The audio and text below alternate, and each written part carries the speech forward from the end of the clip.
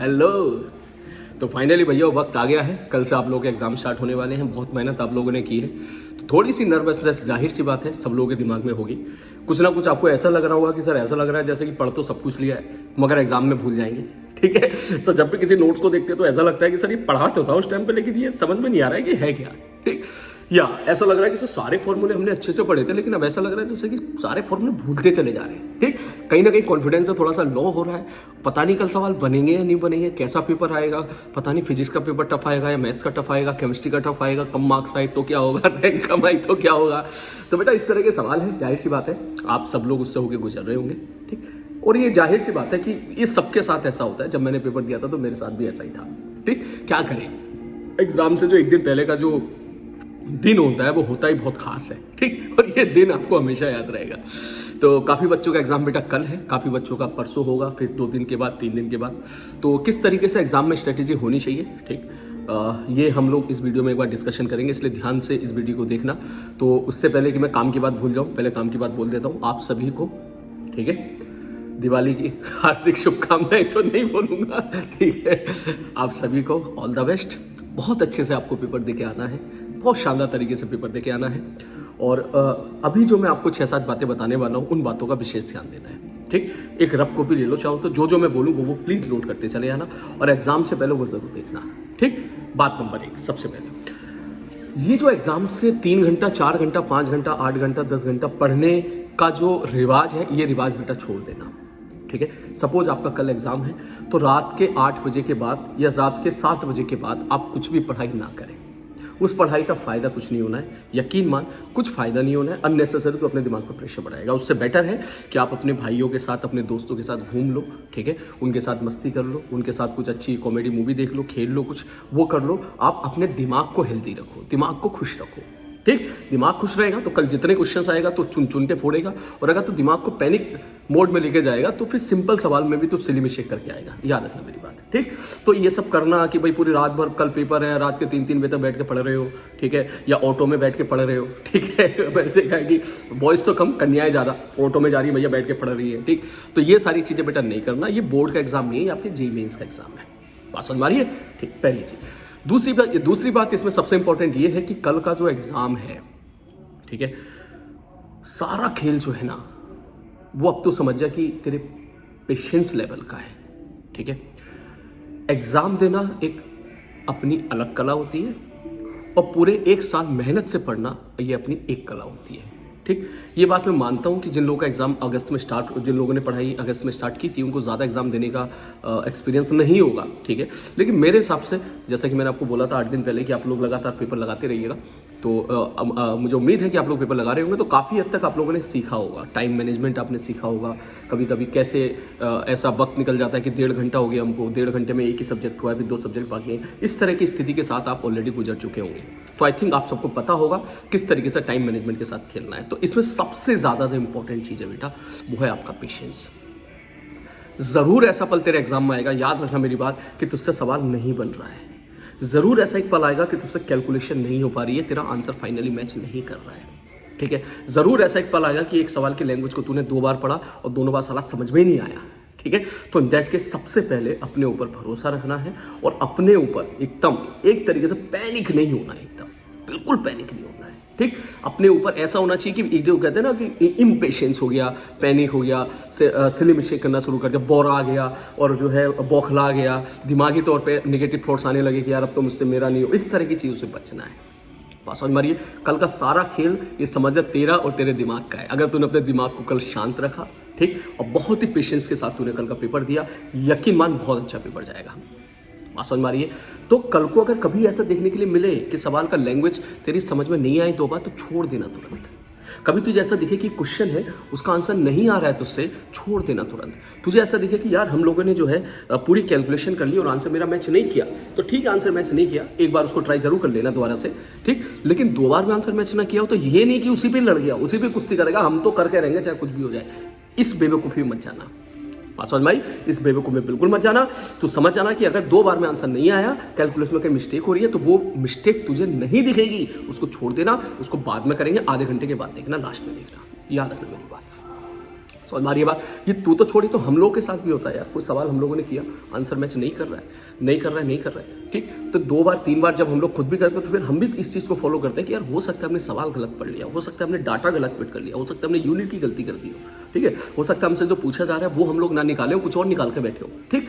तो इस टाइप का जो इशू होता है, तो हम लोगों के साथ भी ये गलती होती रहती है। तो तू तो जाहिर सी बात है, तेरे साथ तो स्वाभाविक है ये गलती होना। तो इन दैट केस उस पर टाइम वेस्ट बेटा नहीं करना है। अगला ये याद रखना है, पेपर कितना भी टफ क्यों ना हो, ठीक है, 70% पेपर जो आएगा, 70 to 80% वो आसान आएगा। 20 से 25% का जो पेपर होगा वो थोड़ा सा दिमाग खराब करने वाला होगा। अब ये तेरा नसीब है कि वो क्वेश्चन अगर तुझे शुरू में मिल गए तो समझ जा कि वहाँ पर जो है तेरा पैनिक होना, एग्जामिनर चाहता है कि तो पैनिक हो जाए, तो वहाँ से तेरे को बच के निकलना है। और वो क्वेश्चन अगर बीच बीच में है तो उनसे बच के निकलना है। अब तू बोलेगा सर ऐसे कैसे बच कर निकले, तो देख तरीका ये होता है। फिजिक्स के पॉइंट ऑफ व्यू से अगर मैं बात करूँ तो फिजिक्स में सबसे पहले आप क्वेश्चन ट्राई करना वो जिनकी लैंग्वेज 1 से 2 लाइन की है, ठीक है, जिनकी लैंग्वेज ही 1 लाइन की है, 2 लाइन की है, दैट मीन्स वो फॉर्मूले से ज़्यादा कुछ पूछ ही नहीं सकता, ठीक। सिचुएशन को समझाने में अगर उसको 2 लाइन लगे तो इसका मतलब 2 या 2.5 लाइन लगे, इसका मतलब वो फॉर्मूला बेस्ड सवाल है। तो ऐसे सवालों को सबसे पहले करना है। ऐसे क्वेश्चंस जिन ओनली लैंग्वेज है, होता है ना, सवाल क्लिक किया दिखा, एक भी डाटा नहीं दिख रहा साला उसमें, ऐसा एक भी नहीं दिख रहा, 10 15 20 25 किलोग्राम कुछ भी नहीं दिख रहा है, इसका मतलब लैंग्वेज का सवाल है। सबसे पहले आप उसको करो, आसान मारिए, क्योंकि ऐसे सवाल बेटा पेशेंस के साथ करने होते हैं, बिना किसी जल्दबाजी के, बिना किसी हड़बड़ी के, प्यार से करो, प्यार मोहब्बत से, और जो भी आंसर आप टिक करो और सुकून से वहां से निकल जाओ, ठीक। और ये क्वेश्चन जो है बेटा बहुत कंसेप्चुअली होते हैं, बहुत आसान होते हैं, याद रखना मेरी बात। मैं फिर से रिपीट कर देता हूँ, ऐसे क्वेश्चन जिसमें डाटा ना हो, ऐसे क्वेश्चन जिनकी लैंग्वेज 2 या 3 लाइन की हो या 2 लाइन की हो, और ऐसे क्वेश्चन जिसमें केवल ग्राफ पूछा हो, ठीक। ग्राफ अप्रोक्सीमेटली मुझे उम्मीद है आप सबको याद होंगे, तो कम से कम इन क्वेश्चन को पहले करना। अब तुझे नहीं आता हो तो कोई दिक्कत नहीं है, लेकिन तुझे नहीं आता ये बात अगर तुझे क्वेश्चन के शुरू के 20 सेकंड में पता चल जाए, समझ मारी, तो बेटर है ना। मैथ्स से तो बेटर है साला। मैथ्स में तो पता चला 2 मिनट 3 मिनट लगा दिया सवाल का, फिर आंसर नहीं आ रहा है, तो हम 3-4 मिनट लगाने के बाद मैथमेटिक्स में हमको पता चलता है कि अच्छा ये सवाल मुझसे नहीं होगा। लेकिन फिजिक्स के इन सवालों में तो अगर तूने 30 सेकंड में ही डिसीजन ले लिया तो कितनी अच्छी बात है भाई। तो इसका मतलब इससे और अच्छा सब्जेक्ट है हमारे पास जिसका नाम है केमिस्ट्री, ठीक। केमिस्ट्री में तो आईओसी और ओसी के सवाल ही ऐसे होते हैं जो देखते ही समझ में आ जाते हैं कि हमसे बनेंगे या नहीं बनेंगे, ठीक। अब ऐसा तो नहीं है ना कि आईओसी का सवाल रख कर तो बैठ के सोच रहा है, कैलकुलेट कर रहा है कि भैया अब मैं सोचता रहूंगा 5 मिनट तक तो शायद आंसर निकाल लूंगा, ऐसा तो नहीं होता है, ठीक है। आईओसी में तो जो आना है वो आना है, जो नहीं आता है वो नहीं आता है। तो इसका मतलब कल की स्ट्रैटेजी मेरे हिसाब से, आप अपने हिसाब से ऐसा आपको ठीक लगे वो कीजिएगा। मेरे हिसाब से आप सबसे पहले केमिस्ट्री से शुरुआत करें, ठीक है। आप अपनी चॉइस से जा सकते हो, किसी को मैथ्स अच्छा लगता है तो या फिजिक्स अच्छी लगती है, केमिस्ट्री अच्छी लगी, वो अपनी इंडिविजुअल, ये मेरा सजेशन है। आप शुरुआत करो केमिस्ट्री में, और केमिस्ट्री में सबसे पहले शुरुआत करो आईओसी और ओसी से, ठीक। उनके क्वेश्चंस कम समय लेते हैं, और उसके बाद फिर आप फिजिकल पे जाओ, फिर फिजिक्स पे जाओ, और फिर मैथ्स पे जाओ, ठीक है। मैथ्स को शुरू में उठाना एक बहुत रिस्की होता है। मैंने ऐसा बहुत बच्चों के साथ देखा है कि वो शुरू में मैथमेटिक्स उठा लेते हैं और मान के चलो मैथ्स का पेपर टफ आ गया, ठीक। उसने एक सवाल किया नहीं हुआ, दोबारा ट्राई किया नहीं हुआ, दोबारा ट्राई किया नहीं हुआ, दूसरा क्वेश्चन ट्राई किया नहीं हुआ, तीसरा क्वेश्चन ट्राई किया हो गया, चौथा क्वेश्चन ट्राई किया नहीं हुआ, पांचवा क्वेश्चन ट्राई किया हो गया। इन 5 क्वेश्चन को लगाने में अप्रोक्सीमेटली उसने 5-5 मिनट लगा दी, मतलब आधा घंटा निकाल दिया। अब उसका दिमाग बोलता भाई साहब आधा घंटा हो गया, अब मुझसे 2 ही सवाल बने, ठीक। फिर अगले आधे घंटे में फिर वो थोड़ा सा हड़बड़ी करेगा, ठीक। फिर अगले 5 क्वेश्चन में सब उसने 20 मिनट लगा दिए, 4 मिनट लगा दिए, 3 मिनट लगा दिए, ठीक। अब अगले 5 क्वेश्चन में पता चला उससे 2 ही सवाल बने या 3 सवाल बने, तो उसे लगेगा यार 1 घंटा हो गया, मुझसे तो केवल 5 ही सवाल बने भाई, अब सवाल तो 30 है। तो कहीं ना कहीं एग्जाम में हम जिस मनोदशा से गुजर रहे होते हैं, तो कहीं ना कहीं वहां से फिर थोड़ा सा हड़बड़ाहट शुरू हो जाती है, और फिर वही जो मैथमेटिक्स का पेपर जिसको 1 घंटे के अंदर, 1.25 घंटे के अंदर को समाप्त कर देना था, फिर वही हमको फिर 1.5 घंटे की तरफ खिंचता हुआ नजर आता है। और फिर जाहिर सी बात है बीच में छोड़ने का मन भी नहीं करता है, क्योंकि अगर अपन बीच में छोड़ के जाते हैं तो हमको लगता है कि जैसे पेपर हाथ से निकल गया, ठीक। इन दैट केस फिर जैसे अपन वहाँ पहुँचते हैं, बीच में जो मैथमेटिक्स का पेपर लास्ट तक पहुँचते हैं, तो कहीं ना कहीं हमको फील आ जाती है कि भाई यार 1.5 घंटा तो मेरा ऐसे चला गया, ये 1 घंटा 35 मिनट चला गया। अब तेरा दिमाग बोलेगा भाई आधा टाइम चला गया और मैंने 1/3 पेपर किया है, और मैथ्स में 25 में से पता चला तूने 15 ही किए हैं, 15 भी ज़्यादा बोल रहा हूँ मैं, 13-14 क्वेश्चन किए, उसमें 4 पता चला गलत हो गए अप्रोक्सीमेटली मान लो, तो भैया ये पेपर तो मेरे हाथ से जा रहा है। ऐसा मैंने काफ़ी सारे बच्चों के साथ देखा है, और फिर वो फिजिक्स और केमिस्ट्री के क्वेश्चन को गिराना शुरू कर देते हैं पैनिक होने के बाद, ठीक है। वो उनको निपटाना शुरू कर देते हैं, और जैसे निपटाते हैं तो भी छोटी छोटी सिली मिस्टेक्स होती है, कैलकुलेशन मिस्टेक होती है, हड़बड़ी में सवाल पढ़ेंगे, कुछ और लिखा है कुछ और लिख देंगे, इस तरह की छोटी छोटी गलतियां होती हैं बेटा। तो अक्सर मैंने काफ़ी बच्चों के साथ ऐसा देखा। अगर तेरी मैथ्स बहुत स्ट्रॉन्ग है, यस मैथ्स से स्टार्ट करो, लेकिन मेरा सजेशन ये रहेगा सबसे पहले केमिस्ट्री से शुरू करो, ठीक है, क्योंकि वो समय नहीं खाएगी। अगर एक अच्छा बच्चा है ना, अच्छा बच्चा, वो केमिस्ट्री का पेपर 45 मिनट के अंदर करके निकल जाएगा। और सोच, अगर केमिस्ट्री तूने 45 पेपर एग्जामिनेशन में तूने केमिस्ट्री को 45 मिनट के अंदर करके निकल गया, तेरा दिमाग बोलेगा यार ठीक है, मेरे पास तो 2.25 घंटा बाकी है और 2.25 घंटे में मेरा तो समझ एक केमिस्ट्री का पूरी टेंशन खत्म हो गई है। फिर नेक्स्ट 15-20 मिनट के अंदर, नेक्स्ट 15 से 20 मिनट के अंदर फिर तेरी ये स्ट्रेटेजी होनी चाहिए कि जो फिजिक्स में सिंपल सवाल है, अब तो क्लिक करना है, फटाक से क्लिक किया, बड़ा सवाल हटा इसको, क्लिक किया, ग्राफ, सन ने बोला था ग्राफ, मैं ग्राफ के सवाल करूंगा, ठीक, तूने ग्राफ वाला देखा, अच्छा ये आंसर है, आंसर आ गया, क्लिक, करेक्ट इनकरेक्ट, यस करूंगा, क्लिक, 5 लाइन हटा, क्लिक, 5 लाइन हटा, 3 लाइन, हाँ इसको मैं करूंगा। क्या पूछा इसमें? मूविंग कॉइल गैल्वेनिटी की करंट सेंसिटिविटी, ठीक है, फॉर्मूला ये होता है, ठीक। क्या पूछा इसने? मैग्नेटिक फील्ड का फॉर्मूला, फॉर क्लिक। अच्छा वायर आड़े टेढ़े दे रखे हैं, यहाँ पर उसने मैग्नेटिक फील्ड पूछा है, ये तो मुझे आता नहीं निकालना, इसकी वजह से इतना, ठीक है, इसको आराम से सॉल्व किया 1 मिनट 1.5 मिनट के अंदर, नेक्स्ट आगे बढ़े। सोच इस तरह से, ठीक। फिजिक्स में 2-2 लाइन के सवाल, ग्राफ के सवाल, सिंपल डिफरेंशिएशन इंटीग्रेशन के सवाल कि एक्स दे दिया, वेलोसिटी पूछ ली, ठीक है, एक्स दे दिया, कह दिया भैया जब एक्सलेशन 0 होगा तब वेलोसिटी बता दो। इस टाइप के जो 10 से 15 सवाल आते हैं, ठीक है, वो तो 20 से 22 मिनट में करके ले गया, समझ रहा है? तो तेरा दिमाग ये बोलेगा कि भैया 1 घंटा 5 मिनट हुआ है या 1 घंटा 10 मिनट हुआ है या 1.25 घंटा हुआ है और आधा पेपर मेरा हो चुका है। समझ मारी बात? तो ये बहुत बड़ा डिफरेंस है कि 1.5 घंटे में ओनली हम मैथमेटिक्स कर पाए हैं और 1.25 घंटे में हमने आधा पेपर कर लिया है, क्योंकि एक सवाल तू चाहे साले केमिस्ट्री का सही कर गया या तू मैथ्स का सही कर गया, नंबर तो बराबर मिलने, ठीक है, नंबर तो बराबर मिलने। तो मेरे हिसाब से ये स्ट्रेटेजी रखेगा तो बेटा तुझे इस चीज़ का फायदा मिलेगा, ठीक है। मेरा जो 8 साल का एक्सपीरियंस रहा है, पिछला 8-9 साल का, मैंने देखा है कि इस हिसाब से जो बच्चे जाते हैं वो एज कम्पेयर टू अदर वो ज़्यादा बेटर करते हैं। अब किसी की मैथ्स अगर बहुत ही स्ट्रॉन्ग है भैया, आप में से ऐसे भी होंगे जिनकी मैथ्स बहुत अच्छे होंगे, तो भैया तो मैथ्स से शुरू कर ले, एट योर ओन रिस्क, ठीक। मुझे मत कहना इस बात को लेकर, पहले बता दे रहा हूँ मैं, ठीक है भैया, ये वाली चीज़ होगी। अब इसमें जो है जिन बातों का ध्यान रखना है वो मैं एक बार बता देता हूँ। फिजिक्स में सबसे पहले पेशेंस, दूसरा स्लिम शेक से अवॉइड करना है। उसमें याद रखना ये बात कि सर 5 सेकेंड हम आपके नाम के देंगे, जो भी आंसर तू निकालेगा फिजिक्स में 5 सेकेंड का पॉज लेगा, एक लंबी सांस लेगा, पास समझ मारी, 5 सेकेंड का पॉज लेगा और एक लंबी सांस लेगा और इस बात को जरूर कंफर्म करेगा कि जो तुझसे पूछा है वो तूने निकाला है या नहीं निकाला है। बात समझ मारी? एग्जाम्पल के तौर पे तूने इंटीजर टाइप के एक सवाल सॉल्व किए, लंबी चौड़ी कैलकुलेशन करी और आंसर आ गया 8, फटाक से 8 मत भर देना, पहले चेक कर लेना पूछा क्या है। पता चला उसने लिखा हो कि फाइंड ny4, मतलब वो तुझसे 2 जानना चाह रहा है, ठीक है। तो इस बात का मेरा विशेष ध्यान देना है कि 5 सेकेंड इस बात के कि जो पूछा है वही निकाला है या नहीं निकाला है। क्लियर है? तीसरा पॉइंट, फिजिक्स में कुछ सवाल बेटा यूनिट डायमेंशन से हो जाते हैं, इस बात का ध्यान रखना। कभी कभी कोई फिजिकल क्वांटिटी पूछी, हम फॉर्मूला भूल गए, हमें 4 ऑप्शन दिख रहे हैं, चारों में से चारों की डायमेंशन अलग अलग है, तो कभी कभी वो सवाल यूनिट डायमेंशन से भी हो जाते हैं। क्लियर है? इस बात का विशेष ध्यान देना है। नेक्स्ट उसके बाद करेक्ट इनकरेक्ट ऐसी गलती है जो हर बच्चा करता है, पता नहीं क्यों। इस बात की कसम खा के जाना, कोई भी सवाल करेक्ट इनकरेक्ट का आएगा तो मैं 10 सेकेंड स्लो हो जाऊंगा।